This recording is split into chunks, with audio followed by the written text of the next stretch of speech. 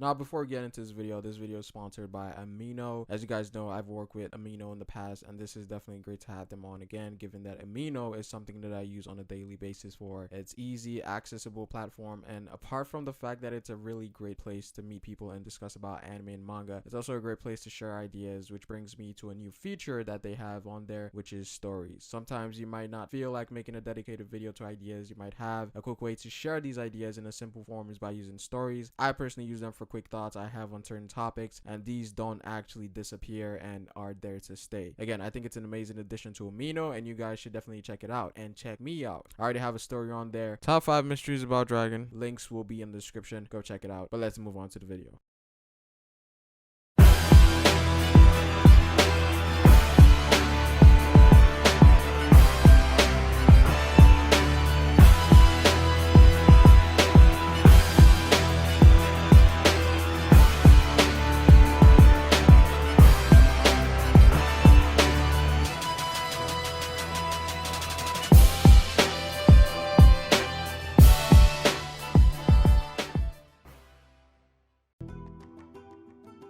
What is up, guys? Fer here, and today we're going to be talking about One Piece misconceptions. Now, this is part 4 to the series. I'll put part 1, 2, and 3 in the description if you guys want to go check that out. Again, as you guys know, this is a series where I talk about things people often misunderstand, maybe due to translations or things they might have missed in the story. And as usual, if you guys like the series and want to see more, drop a like on this video and subscribe if you're new here. But let's get on to the video.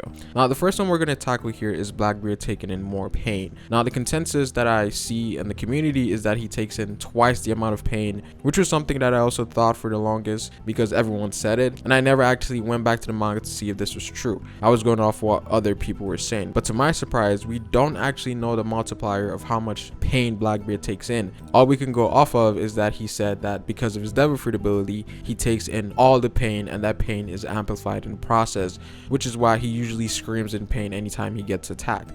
Again, I don't know why he takes in more pain because of the darkness fruit, but the key basis around it revolves around his body absorbing everything, which is also tied to why he cannot dodge attacks like other Logias. He just takes in more pain, amplified pain for the same damage. Something that's also worth noting is that damage and pain are two separate things. Blackbeard does not take more damage, he takes in more pain. And this is why I think it makes sense for his third devil fruit to be some sort of physical enhancement, like a Zoan that allows him to bypass that weakness. So Blackbeard, we know that he takes in more pain. While we don't know the multiplier, it makes sense that he's taken a considerable amount of pain because he always screams every time he gets attacked, whether it be from Luffy's attacks or Whitebeard's attacks. But this shows that he has a lot of endurance and he can endure a lot of attacks. Now for the next one, it's Shiki versus Garp and Sengoku. And this comes from the assumption that the battle they had at Marineford lasted 6 hours. But the reality here is that we don't know how long it lasted because there is no indication of how much time passed. And this is also something that people use against Sengoku and Garp because Shiki was able to hold his own for a while. Now, first and foremost, Shiki lost. Like, that's what happened. It's not like he won the battle, but I would give Shiki his credit for taking those two on because each of them by themselves can take Shiki to an extreme difficult fight. So it makes sense that he lost because he was fighting two people here. And secondly, I don't think this undermines Sengoku and Garp by any means, and here's why. Garp and Sengoku teamed up so as to make the fight end quicker, minimize damage and casualties. It doesn't make too much logical sense for Garp to fight Shiki in a 1v1 when Sengoku is right there. Like, he's just gonna be on the sidelines watching Garp fight Shiki. No, it doesn't make any sense. The goal here was to take out Shiki as quickly as possible before he does too much damage. Also, people overestimate how much damage was done. A good portion of the community thinks that half of Marineford was destroyed, but that's not what happened. If you go back to chapter 0, this is what was stated. Before their battle concluded, they had destroyed half of Marineford City. Not half of the entirety of Marineford, just half of the city that's in Marineford. And we actually get to see a visual representation of that in the chapter. Again, what Shiki did was impressive because he was fighting two top tiers at the same time, but I think it's logical to say that they suppressed him pretty quickly. And this goes to the initial point of how much time passed. The logical assumption that we can make is that this battle happened for a few hours at most, and honestly it could be minutes as well, because the weather didn't change from when the battle started. It was raining from the beginning to the end of the battle, and honestly one could say that this battle was a wash, probably a mid-difficulty fight for Garp and Sengoku. So how much time passed? My estimation would be at best we're looking at half an hour, and at most a few hours. Definitely less than 6 hours though. And finally we have Dragon being a former Marine.